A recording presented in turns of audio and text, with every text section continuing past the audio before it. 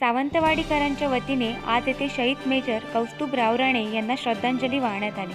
आज दुपारी या ठिकाणी कलशाचे आगमन झाले। यावेळी माजी सैनिकांसह सर्व पक्षीयांच्या वतीने त्यांना सलाम करण्यात आला।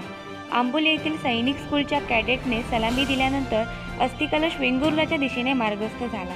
यावेळी पंचायत समिती सभापती रवी मडगावकर, उपनगराध्यक्ष अन्नपूर्णा कोरगावकर, महाराष्ट्र स्वाभिमान पक्षाचे तालुकाध्यक्ष संजू परब, नगरसेवक सुरेंद्र बांदेकर, दीपाली भालेकर, शुभांगी सुकी, आनंद नेवगी, भारती मोरे, सुनील राऊळ, माजी नगराध्यक्ष दिलीप नार्वेकर, दिलीप भालेकर आदी उपस्थित होते।